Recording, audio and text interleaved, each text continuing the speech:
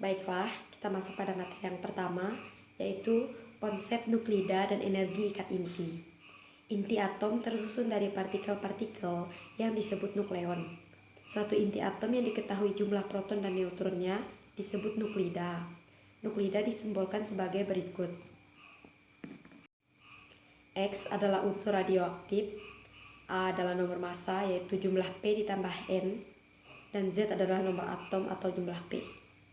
Nomor atom menyatakan jumlah proton dalam inti atom atau jumlah elektron yang mengelilingi inti, dan nomor massa menyatakan jumlah proton dan neutron yang terdapat pada inti atom atau jumlah nukleon. 1. Deteksi massa. Dari hasil pengukuran massa inti atom selalu lebih kecil dari jumlah massa nukleon pada inti atom tersebut, penyusutan atau pengurangan massa ini disebut defek massa. Besarnya defek massa dinyatakan dengan selisih jumlah massa seluruh nukleon atau massa proton dan neutron dengan massa inti yang terbentuk yang dapat dinyatakan dalam persamaan sebagai berikut. 2. Energi ikat inti. Pada umumnya, inti yang memiliki nukleon yang lebih besar memiliki tingkat stabilitas di inti yang rendah, sehingga tingkat stabilitas suatu inti ternyata tidak selalu ditentukan oleh besarnya energi ikat inti. Keterangannya, En adalah energi ikat per nukleon, E adalah energi ikat inti, dan A adalah jumlah nukleon. 3. Gaya ikat inti. Gaya ikat inti bekerja antara proton dengan proton, proton dengan neutron, atau neutron dengan neutron. Gaya ikat inti bekerja pada jarak yang sangat dekat sampai dengan jarak pada diameter inti atom. Dalam inti atom terdapat interaksi gaya gravitasi dan gaya elektrostatis. Akan tetapi, gaya gravitasi dapat diabaikan terhadap gaya elektrostatis. Jadi, pasti ada gaya lain yang menyebabkan proton-proton dalam inti atom dapat menyatu. Gaya yang menyebabkan nukleon bisa bersatu di dalam inti disebut gaya ikat inti. B. Reaksi inti. 1. Energi reaksi. Peluruhan inti atom menjadi inti atom lain secara alamiah disebut reaksi inti.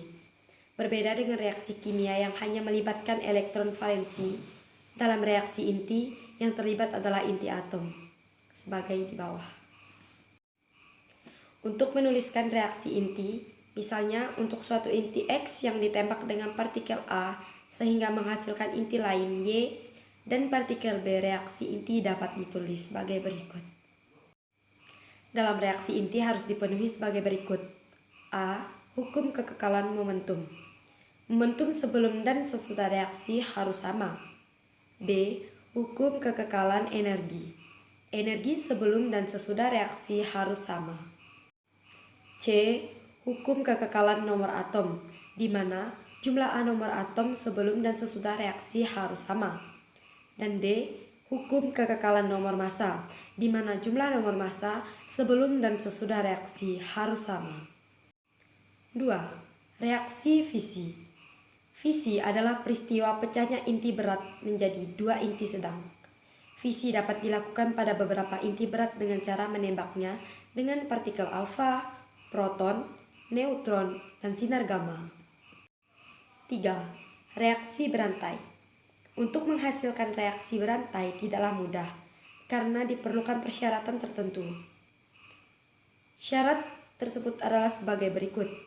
Uranium yang digunakan adalah 235 U. A.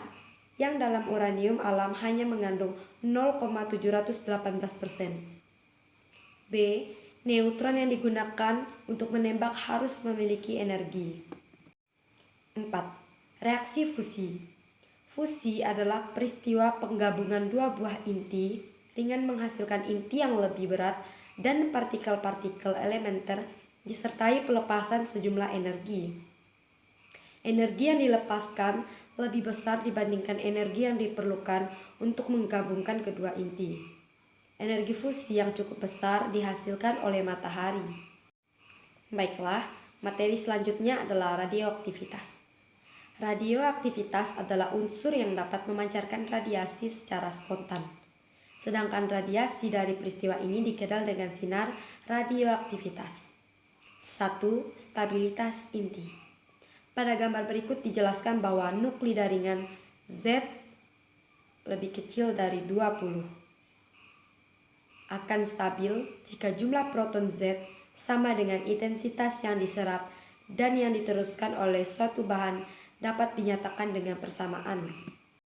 Dengan keterangan, I adalah intensitas yang diteruskan. 10 sama dengan intensitas awal, X sama dengan tebal bahan, koefisien pelemahan, bilangan natural sama dengan 2,71828,